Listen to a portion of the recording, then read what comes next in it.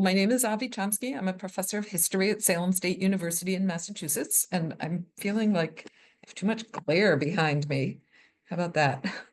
I'm not used to talking in this spot at this moment in the afternoon with the sun coming in there.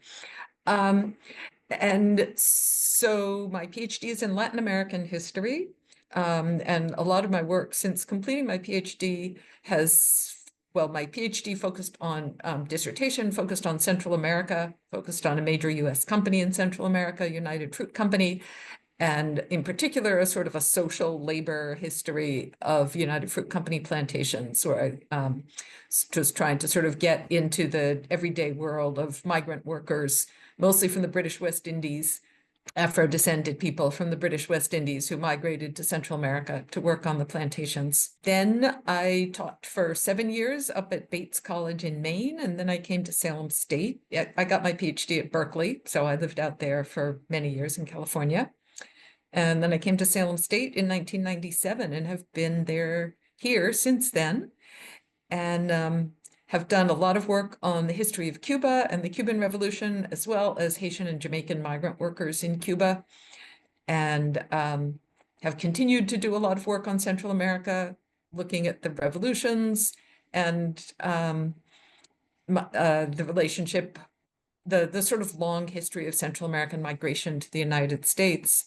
So I've written a couple of books on immigration, one called They Take Our Jobs and 20 Other Myths about Immigrants, and the second one called Undocumented, How Immigration Became Illegal. And then I just, in 2022, published a book called Central America's Forgotten History, Revolution, Violence, and the Roots of Migration, that drew together sort of my interest in Central America itself with thinking about Central American migration.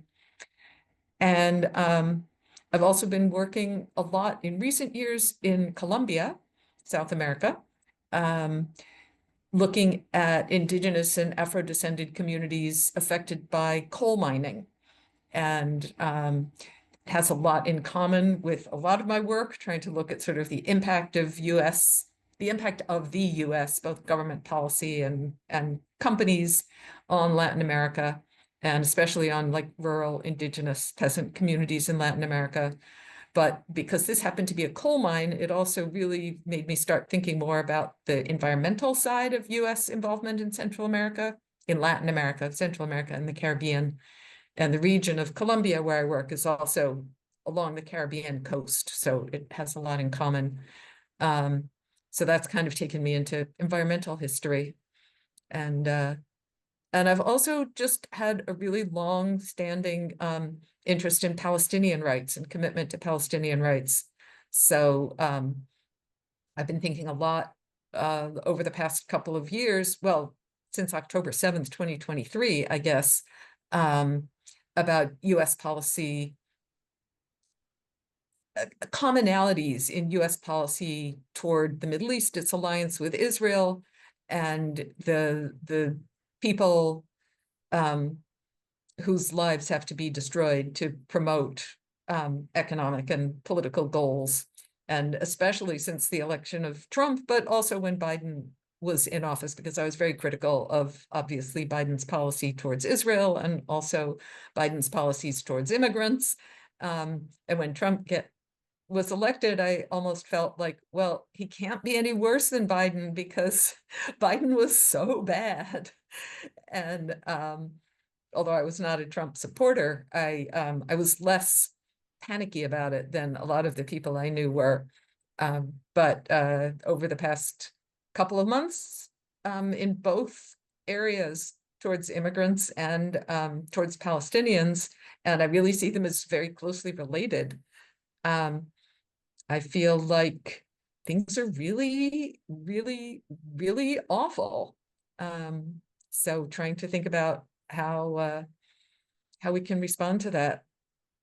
And I lived in California for 15 years. So it was a big shock. I grew up in Massachusetts, and then I was out in California for 15 years and then came back for my job in Maine. But I grew up in a very homogenous area in Massachusetts, a very white area. And So multicultural California was very, very eye-opening for me. And then coming back to New England, to Maine, and Lewiston, Maine, where I was teaching, has actually changed a lot since I left. There has been a significant immigration there, especially from like East Africa. So Lewiston now looks nothing like it did when I lived there. But when I lived there, it was definitely quite a shock after getting used to the multicultural California atmosphere.